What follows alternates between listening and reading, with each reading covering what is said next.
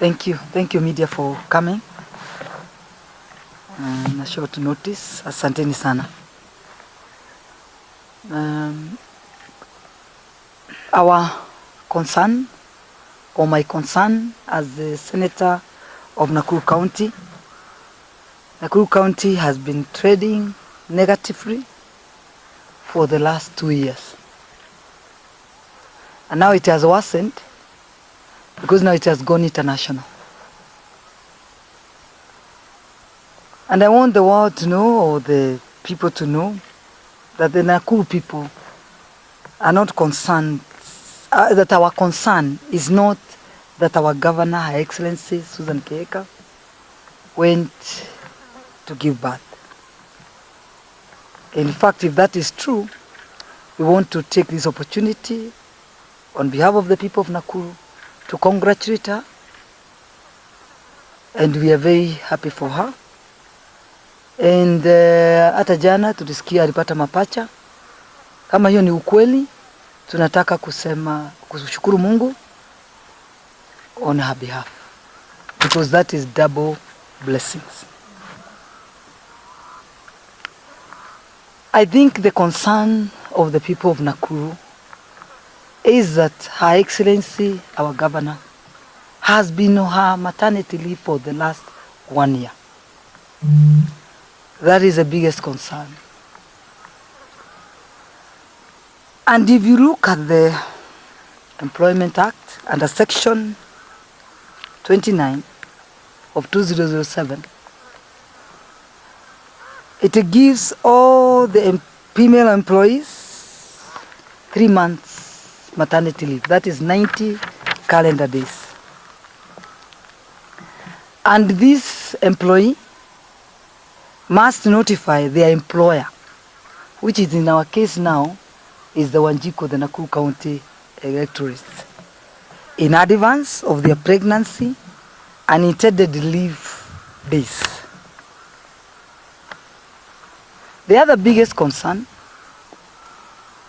is that the transfer of instruments of power during that period, she's away, should be done officially, published in the Kenya Gazette, and in a memo to notify the people of Nakuru, who is now running their day-to-day issues or business issues of the Nakuru government. None of that has happened. In short, the county government is at standstill as we speak. Our other major concern is that there were serious issues left behind, which included, among others, the reopening of the War Memorial Hospital, which the courts pronounced themselves on the matter to be reopened since last year. And up to now, the hospital has not been opened, and it was one of the best hospitals that served the people of Nakuru and the neighboring counties.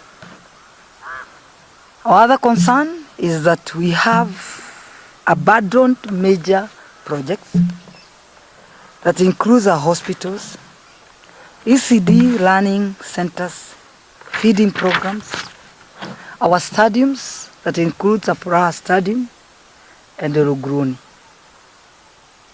We have the pending bills and failure of meeting our targets on our own source revenue collection, which has the potential of collecting of 10.9 billion annually. Failure to absorb budget expenditure, meaning there is a lack of development in our Nakuru County. In short, there's a vacuum, and our county government is now directionless. That is our biggest concern. When a county is directionless, or a company is directionless, it is bound to failure. And the Nakuru people are not ready to watch the failure coming when they're in their watch. In fact, what they're asking is the county government, the MCAs, the elected MCAs, to do what is necessary to ensure that we don't shut the Nakuru County in our watch. The way forward is very clear. She was supposed to have appointed a person of our preference. Of course, in this case, we would think is the deputy governor. The instruments of power, had over the instruments of power, so that now that person, people are very clear that is the one running the day-to-day issues of the Nakuru County government. So that is what's supposed to be done in our absence. Even, God forbid, if any governor falls sick, which if God forbids, the same thing is supposed to be done. So that in our absence, things are running, and with the people of that county understands who is running that county. But at the moment, there's a vacuum, and we don't know who is running the county. There's a lot of theft, a lot of corruption happening. People have seen even people carrying money with bags. So we cannot allow and we cannot let this. So that's why the MCAs, the concerned Nakurians are asking, what are the MCAs doing? Very true, yeah. Because what is supposed to be done, it is not done. It's not done. Yeah. And the worst part is, 2 things, 3 things need to be happen.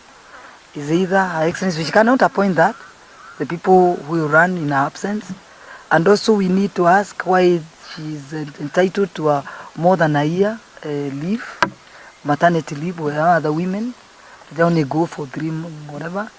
Yes, I think this is giving a bad breath for women leadership in future, because I think people will be looking at, is this woman going to give birth when she's on the throne?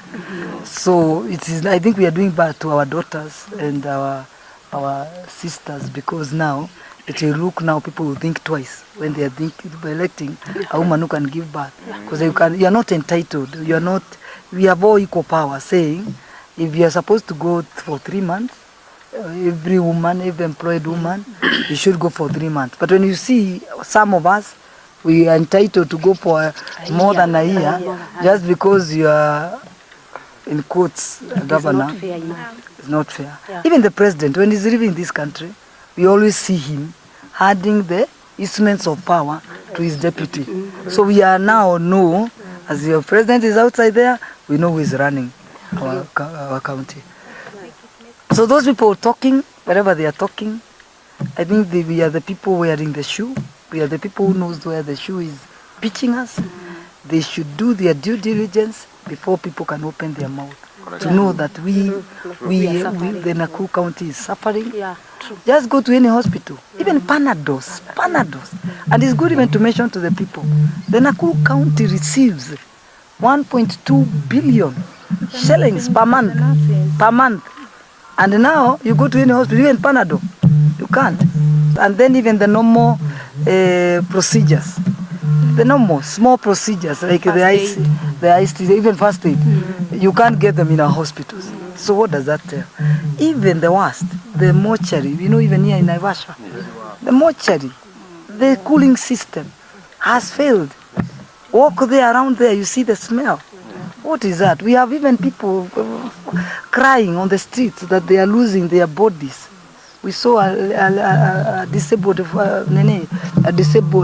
couple. They were crying that their loved body's daughter disappeared in the mortuary. So that is why we are saying the Nakuru County is at standstill, and there is a vacuum, and I think the county government leadership is now directionless. So we require our MCAs to play their role. That's what we can say. I know the GNZs or the people give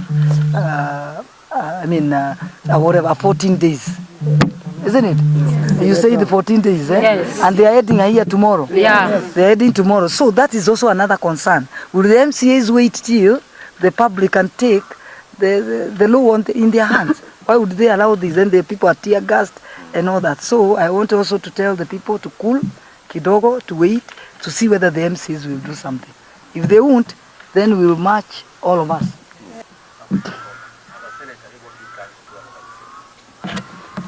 You know, as a senator, the powers that are bestowed to me, it's very limited. Unless the MCAs brings a motion of impeachment at the Senate, that's the only part I can play.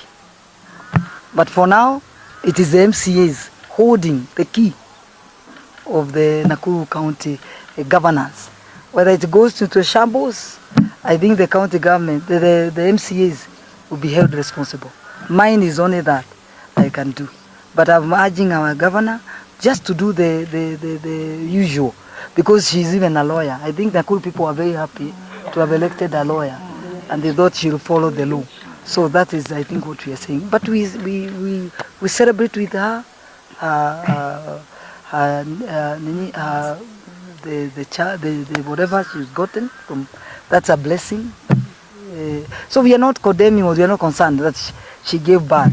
But the other concern, I think, is also crying out of the country, is that she has no faith in her hospitals, because the hospitals are supposed to be done by the county, the governor herself. The senator is only to bring money to the county government, and then the money is used to whatever.